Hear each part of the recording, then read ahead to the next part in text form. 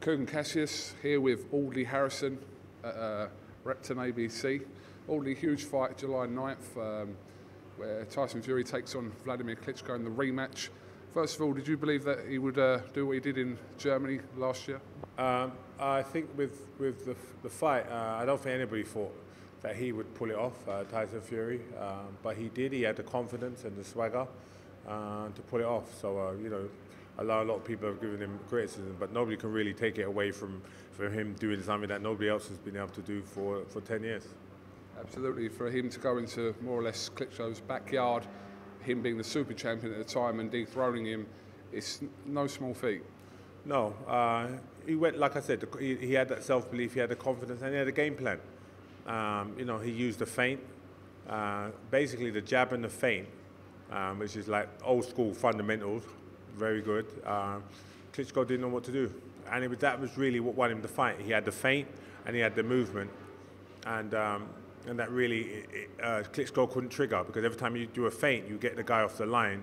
And basically, he done that the whole fight. So the rematch, obviously, he's going to have an adjustment for that. So it means Fury's going to have to adjust. But it was the perfect strategy for that fight, and it got him the victory. What do you think Klitschko's mental state is at the moment? Obviously, suffering, it was a crushing defeat. He's coming to England to rematch him. What do you think his mental state is at the moment? I think his mental state's good. And I think his mental state is, I'm hungry, and I wanna get revenge. They say it's not how you fall, it's how you come back. And as you know, with the first fight, his missus was she was in hospital with postnatal depression, and he kind of had to take over looking after the kids like 6 weeks before the fight. So he had that probably would have affected his edge a bit, taking nothing away from Tyson Fury. But I think Klitschko's going to go in the rematch, trying to get revenge. And so Fury's going to have to be on his A game. And just some of the things I've heard Fury saying, like, I've done it. I don't care what happens in the rematch, don't care if I win. He's got to be on his game, because as I knew when I won the Olympics, winning is one thing, which is an amazing achievement. Like I said, what Fury's done, great.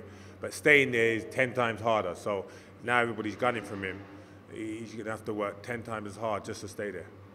Obviously, you're right. Klitschko coming over here, he obviously wants revenge and he wants to make a statement, and he is, by coming over to Fury's homeland to try and take back his belts.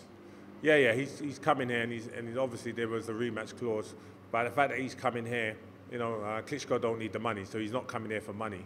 He's coming here because he believes he can make the adjustments and make the fight different in the rematch. So, like I said, Fury's gonna have to be as confident and as hungry as he has in the rematch. Because I do think Klitschko will be going for him second time round.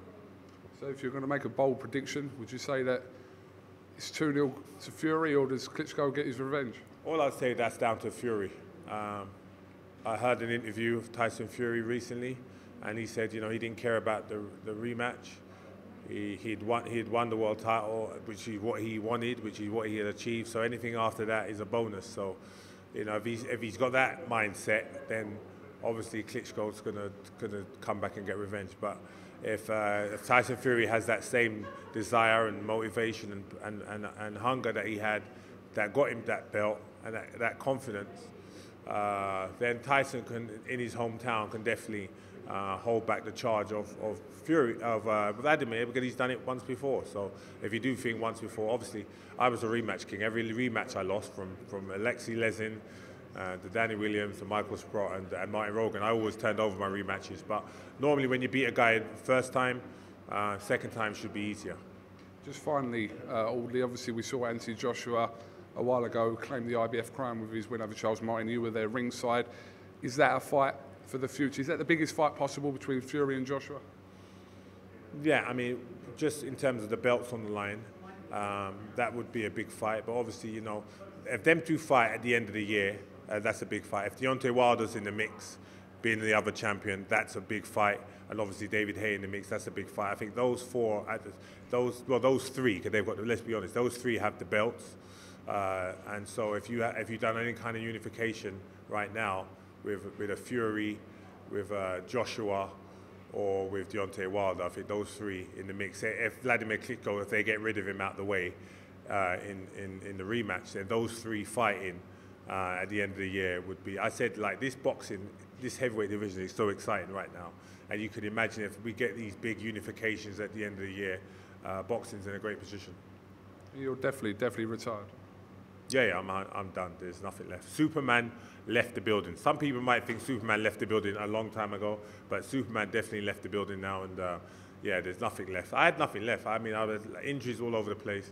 I tried to stay back, tried to come back, tried to do it, but you know, as they say, Father Time is undefeated, and my time is up. Audley, thanks for talking to us, and we'll catch up with you soon. Thank you.